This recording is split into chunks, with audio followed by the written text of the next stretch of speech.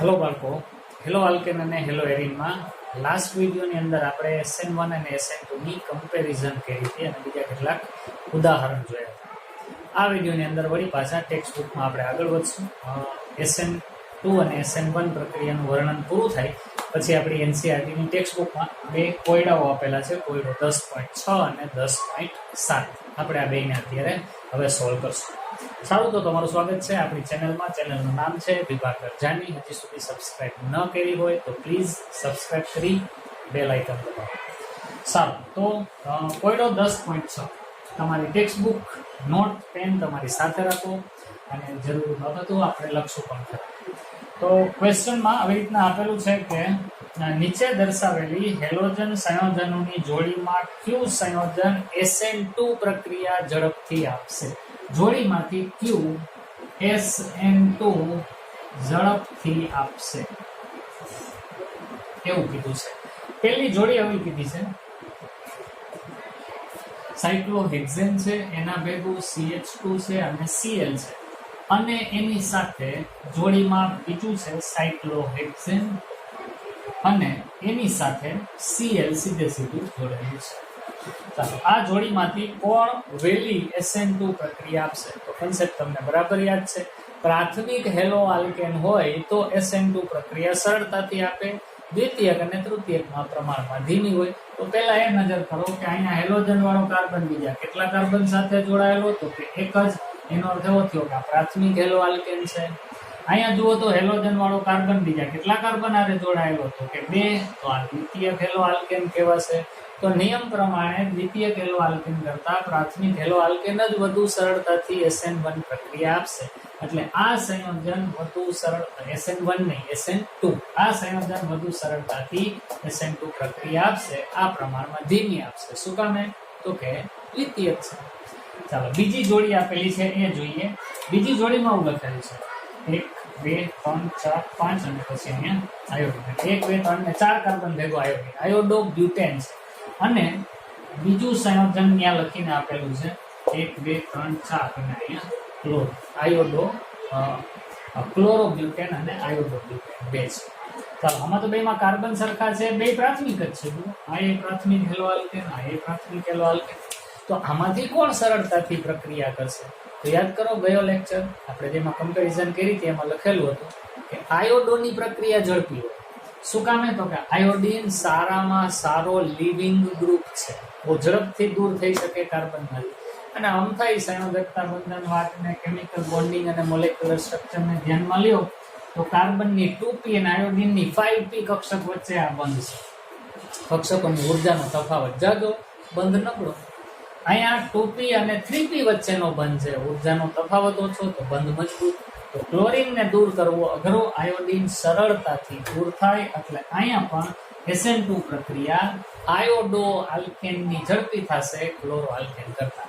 આમાં તો સહેલું હતું, પ્રાથમિકની ઝડપી થાય દ્વિતીયક કરતા, પણ આમાં તો બે પ્રાથમિક જ હતા. ત્યારે આપણે શું નક્કી કર્યું હતું? તો કે આ ક્રમ RI ની પ્રક્રિયા ઝડપી, RBR ની ધીમી, RCl ની એનાથી ધીમી અને RF ની સૌથી ધીમી હોય. તો આ વાતને ધ્યાનમાં રાખી અને આપણે આનો જવાબ નક્કી કર્યો. આ તો કોયડો 10.6. વિડીયો પોઝ કરી જવાબો બરાબર લખી લો, પછી આગળ વધીએ. ઓકે, તો હવે જોઈએ 10.7. જુઓ, એમાં ક્વેશ્ચન એવો પૂછેલો છે કે નીચે દર્શાવેલા સંયોજનોની SN1 અને SN2 પ્રક્રિયાઓ પ્રત્યેની પ્રતિક્રિયાત્મકતાના ક્રમનું અનુમાન કરો. એટલે તમારે SN2 નો પ્રતિક્રિયાત્મકતાનો ક્રમ અને SN1 નો બેયના ક્રમ આપણે લખવાના છે. અને કારણ પણ ભેગું જણાવશું, કારણ કે આપણે સમજાવીશું તો જ આપણે એનો ક્રમ બનાવી શકશું. તો આપણે ક્રમ કઈ વાતને આધારે બનાવ્યો એ પણ એના જવાબમાં લખશું. હું બોલી દઈશ, લખવાનું તમારે. સારું, પહેલું છે બ્રોમોબ્યુટેનના 4 સમઘટકો. પહેલું છે બ્રોમોબ્યુટેનના 4 સમઘટકો. તો પહેલું કામ તો આપણે બ્રોમોબ્યુટેનના 4 સમઘટક બનાવવાનું કરવું પડશે. તો બનાવવા માંડીએ એટલે આપણને ખ્યાલ આવે કે કોણ કઈ પ્રક્રિયા કરશે. સારું, પહેલું A કરીને લખું છું. 1 2 3 4 કાર્બન, અહીંયા બ્રોમિન જોડી દઉં, CH3 CH2 CH2 CH2 Br, આ થયું 1 બ્રોમો બ્યુટેન. હવે બ્રોમિન ને ત્યાંથી બદલે અહીંયા જોડી દઈએ, એમ પણ બને. તો બી સંયોજન આપણે આવું બનાવીએ, CH3 CH2 CH, અહીંયા Br, અહીંયા CH. હવે અહીંયા જોડું તો આ જ કહેવાય, કારણ કે અહીંથી નંબર બીજો આપવો પડે, એટલે એક ધારા 4 કાર્બન વાળી પોસિબિલિટી પૂરી. તો એક ધારા 3 કાર્બન રાખીને આપણે બ્રોમિન જોડીએ, એટલે C1 2 3 કાર્બન, વળી પાછો અહીંયા બ્રોમિન જોડીએ અને અહીંયા એક કાર્બનને શાખા તરીકે બતાવીએ. આ પણ જુદું બન્યું. અને ચોથી કન્ડિશન આ થશે 1 2 3 કાર્બન, બ્રોમિન અહીંયા, અહીં તો કાર્બન આપણો હતો જ. આટલા બન્યા આપણા 4 બ્રોમો બ્યુટેનના સમઘટકો બન્યા. હવે મેં એને ABCD નામ આપ્યા છે, તો આપણે એને ઓર્ડરમાં ગોઠવશું. પહેલા મારે SN2 નો ઓર્ડર લખવો છે, SN2 નો ક્રમ. તો SN2 કોણ સૌથી સરળતાથી કરે? તો કે ભાઈ પ્રાથમિક હોય, તો હાલો પ્રાથમિક દ્વિતીય તૃતીય કોણ છે ઓળખો. આ પ્રાથમિક હેલો આલ્કેન છે, જો હેલોજન વાળો કાર્બન એક જ કાર્બન આવે. આ ભાઈ તો દ્વિતીયક છે, આ ભાઈ વળી પાછા પ્રાથમિક છે, અને આ તો તૃતીયક છે. તો પ્રાથમિક સરળતાથી કરશે. હવે જુઓ તો આ પ્રાથમિક અને આ પ્રાથમિક, આ બંને પ્રાથમિક છે. આ બે પ્રાથમિકમાંથી કયો પ્રાથમિક વધારે સરળતાથી પ્રક્રિયા કરશે? જો એ આપણે જાણવું હોય તો વધુ સરળતાથી SN2 પ્રક્રિયા કરવા વાળો પ્રાથમિક એ બનશે. શું કામ? તો કે અહીંયા સરળ શૃંખલામાં જ છે. આ કાર્બન ઉપર સ્ટીયરિક હિન્ડ્રન્સ આનું છે, એટલે એના સિવાયની જગ્યાએથી તો અટેક થઈ શકે. તો આના ઉપરથી આપણે કહી શકીએ કે આપણું એ સંયોજન છે ને SN2 સૌથી ઝડપથી થશે. એના પછી બીજા નંબરે આવશે આપણું સંયોજન C, પછી આવે દ્વિતીયક એટલે આપણું સંયોજન B, અને પછી આવે તૃતીયક એટલે SN2 નો ક્રમ આ થશે. પ્રાથમિક વાળા બે પહેલા, પછી દ્વિતીયક અને પછી તૃતીયક. તો હવે SN1 નું તો આવડી જ જાય ને ભાઈ, SN1 નો ક્રમ. આનાથી હું તો તૃતીયક હોય એ સૌથી ઝડપથી કરશે, એટલે B સૌથી ઝડપથી પ્રક્રિયા કરશે, પછી આવશે B, પછી C, અને પછી કે આવશે SN1 માં. આ ક્રમ આપણો રહેશે. તો લ્યો આનો જવાબ પૂરો, બ્રોમોબ્યુટેનના 4. શું કામે? તો કે આ પ્રાથમિક હોવાથી SN2 ઝડપથી આપશે, અને એનું સ્ટીયરિક હિન્ડ્રન્સ પણ ઓછું છે. આ પણ પ્રાથમિક છે, પણ આ કાર્બન સુધી પહોંચવા માટે અહીંયાથી બે જગ્યાએથી હિન્ડ્રન્સ નડે છે. એક જ બાજુની જગ્યા થોડીક ખુલ્લી લાગે છે, પરિણામે આના કરતા આની પ્રક્રિયા થોડીક ધીમી હશે. દ્વિતીયકની તો સ્વાભાવિક છે ધીમી હોવાની જ, કારણ કે આ કાર્બન ઉપર અટેક કરવામાં બે બાજુના અવકાશીય અવરોધ નડે. તૃતીયકમાં તો પોસિબલ જ નથી, કારણ કે અહીંયાથી આ કાર્બન ઉપર અટેક કરવા આવવું હોય તો બધી બાજુએ મિથાઇલ સમૂહનું સ્ટીયરિક હિન્ડ્રન્સ અવકાશીય અવરોધ નડે છે. તો SN2 નો ક્રમ આ, અને SN2 ના ક્રમનો બરાબર ઊંધો ક્રમ એટલે SN1 નો સરળતાનો ક્રમ થશે.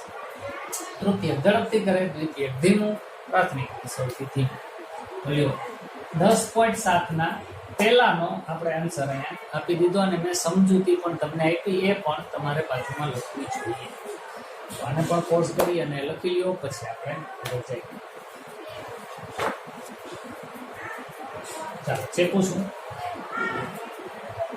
10.7 માં હવે આપણે જોઈએ બીજું. તો એમાં આપણને કેટલાક સ્ટ્રક્ચર આપેલા છે બીજા, એ આપણે પહેલા લખી દઈએ. સ્ટ્રક્ચર પહેલું આવું છે C6H5CH2Br, C6H5CH2Br.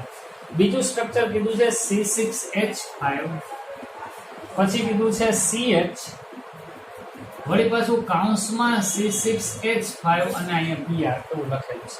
આનો અર્થ એવો થયો કે આ કાર્બનની સાથે આ C6H5 અને આ કાઉન્સ વાળું ત્યાં જોડાયેલું છે એવું સમજવું. એટલે કે આ બ્રોમિન જે કાર્બન આવે જોડાયેલો છે, એ કાર્બન બીજા આવા બે કાર્બન સાથે જોડાયેલો છે. ચાલો એના પછીનું બંધારણ છે અહીં નીચે લખ્યું છું. C6H5 તો છે જ, પણ એની સાથે અહીંયા CH છે, કાઉન્સમાં CH3 લખીને પછી Br છે. એટલે જેમ અહીંયા આ કાર્બન સાથે બે C6H5 હતા, એમ આ કાર્બન સાથે એક C6H5, બીજું CH3 છે. અને છેલ્લું એક આપેલું છે, ત્યાં પણ શરૂઆત તો C6H5 થી જ થાય છે, પછી કાર્બન છે, પછી એક કૌંસમાં CH3 લખેલું છે અને બીજા કૌંસમાં C6H5 લખીને પછી Br લખેલું છે. એટલે આનો અર્થ એવો સમજવાનો કે આ કાર્બનની સાથે આ તો છે જ, પણ આ બે કૌંસ પણ આ કાર્બનની સાથે જ જોડાયેલા છે અને Br પણ ત્યાં જ છે. એટલે આ કાર્બનની હારે 1 2 3 ને 4 વસ્તુ જોડાયેલી છે. ચાલો હવે આપણને કીધું છે કે આનો SN1 ને SN2 નો ક્રમ બતાવો. તો પહેલા ઓળખીએ કે કોણ કયું છે. પહેલું છે ને એ પ્રાથમિક હેલો આલ્કેન છે. જોઈ લ્યો બરાબર ધ્યાનથી. બ્રોમિન વાળો કાર્બન બીજા એક જ કાર્બનના સંપર્કમાં છે C6H. એનું સ્ટ્રક્ચર લખું છું, ધ્યાનથી જોજો બરાબર. પહેલાનું લખું છું, આ આપણું બેન્ઝીન C6H5 એની સાથે CH2 અને Br પેલું નામ આપી દઈએ ને A, એટલે આપણે ઓલા ક્રમ ગોઠવવામાં સહેલું પડે.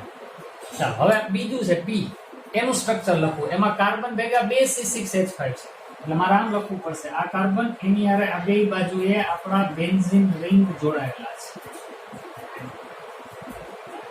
અને પાછું એની હારે અહીંયા હાઇડ્રોજન છે અને Br છે, આને આપણે કહીએ B. પછી જો આ સ્ટ્રક્ચરને આપણે દોરવું હોય તો એને આપણે આમ દોરવું પડશે કે કાર્બન ભેગું એક C6H5 છે પણ એક CH3 છે, એટલે આ કાર્બન એના ભેગું અહીંયા CH3 અને અહીંયા C6H5 Br છે. અને છેલ્લું આ છે કે જેમાં કાર્બનની હારે મેં પહેલા કીધું 4 સમૂહો જોડાયેલા છે, એટલે આ કાર્બન એની સાથે એક અહીંયા તો C6H5 છે જ, બીજું એક અહીંયા પણ હું C6H5 જોડું અને અહીંયા પાછું CH3 જોડું અને અહીંયા બ્રોમિન. ચાલો હવે તો તમને ઓળખાઈ જશે. આને આપણે કહીશું પ્રાથમિક, જેને આપણે A કીધું છે, આ B છે, આ આપણો C છે અને આ D છે. ચાલો A તો આપણો પ્રાથમિક છે. B કેવું બનશે જુઓ જી, હેલોજન વાળો કાર્બન બીજા બે કાર્બનના સંપર્કમાં એટલે દ્વિતીયક. C કેવું છે જુઓ જી, હેલોજન વાળો કાર્બન બીજા બે કાર્બનના સંપર્કમાં એટલે એ દ્વિતીયક. અને D તો દેખાય જ આવે છે, એ તૃતીયક છે. હવે આપણે SN1 અને SN2 નો ક્રમ, નિયમ પ્રમાણે પહેલા SN2 નો ક્રમ લખવો છે. તો SN2 કેમાં સરળતાથી થાય? પ્રાથમિકમાં. આમાંથી પ્રાથમિક કોણ છે? તો એક જ છે, તો A માં સરળતાથી SN2 પ્રક્રિયા થશે. એનાથી થોડી ધીમી દ્વિતીયકમાં થાય.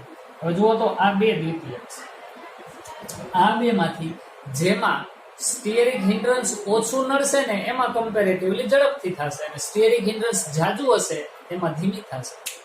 તો અહીંયા બ્રોમિન વાળા કાર્બન ઉપર કોકને અટેક કરવો આવવું હોય તો આ બે મોટા મોટા સમૂહ એને નડે છે, જ્યારે અહીંયા આ કાર્બન ઉપર કોઈ ન્યુક્લિયોફિલ અટેક કરવા આવે તો એને એક જ મોટો સમૂહ નડે છે, બીજો નડશે પણ એ પ્રમાણમાં નાનો છે આની કમ્પેરિઝન.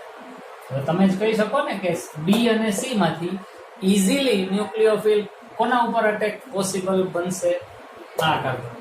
એનો અર્થ એવો થયો કે C ની પ્રક્રિયા પ્રમાણમાં B કરતા ઝડપી હશે, એટલે C કરતા ઓછી શક્યતા રહેશે B ની, અને આ તો તૃતીયક છે એટલે એની શક્યતા તો સૌથી ઓછી જ રહેવાની. તો SN2 નો તો ક્રમ નક્કી થઈ ગયો. બસ તો હવે એના જેવું એનું ઊંધું SN1 નો ક્રમ. ભાઈ એક આવડી જાય એટલે બીજું આવડી જ જવાનું છે. SN1 નો ક્રમ કયો રહેશે? તો કે D સૌથી ઝડપથી થશે કારણ કે તૃતીયક છે, પછી B એનાથી થોડીક ધીમી થશે. શું કામે? તો કે B છે એ દ્વિતીયક છે અને બીજું કે એમાં બે હેલોજન છે ને SN1 માટે બે ફિનાઇલ છે હેલોજન, અને SN1 માટે કાર્બોકેટાઇનની સ્થિરતા જવાબદાર. થોડી વાર માટે ઇમેજિન કરો તો બ્રોમિન વયો જાય તો આ ભાઈ ધન બને. જો આ ધન બને તો જુઓ તો પાઈ સિગ્મા પ્લસ સિગ્મા પાઈ આખી કોન્જુગેટેડ સિસ્ટમ બને છે, સ્ટેબિલિટી વધશે. જ્યારે આમાં પાઈ સિગ્મા પ્લસ સિગ્મા, બસ પૂરું, અહીંયા આગળ કઈ પાઈ નથી હોતું. આની કોન્જુગેટેડ સિસ્ટમ આના કરતા સારી એવી છે, એટલે વધુ કોન્જુગેટેડ સિસ્ટમ વાળો કાર્બોકેટાયન વધુ સ્ટેબલ બનશે, અને વધુ સ્ટેબલ બને તો ઇઝીલી પ્રક્રિયા આપે, એટલે B SN1 એ C કરતા વધુ સરળતાથી આપશે. જ્યારે આ તો પ્રાથમિક જ છે એટલે એની પ્રક્રિયા તો સૌથી ધીમી હોવાની. તો આ આપણે જવાબ પણ લખ્યો અને સાથે સાથે સમજૂતી પણ. સમજૂતી બુકમાં પણ આપેલી છે, પણ એને વાંચ્યા વગર તમે તમારી બુદ્ધિ વાપરીને આ સમજૂતી પહેલા તમારી મેળે વિચારી લો, પછી તમે બુકની અંદર જુઓ. આપણે જો કે બધું ડિસ્કસ આમાં કરી લીધું.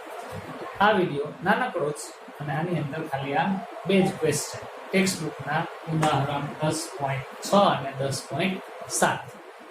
પરીક્ષાઓમાં ઉદાહરણોમાંથી પ્રશ્નો ઘણી બધી વાર હોય છે, ગુજરાત બોર્ડની પરીક્ષા માટે અને JEE નીટમાં પણ અને આ ટાઈપના પ્રશ્નો બહુ ઉપયોગી બને એવા છે, એટલે આને ધ્યાનથી બરાબર શીખી લેજો. સારું, આજના વિડીયોમાં આટલું જ. નેક્સ્ટ વિડીયોમાં આગળના ટોપિકને જોશું.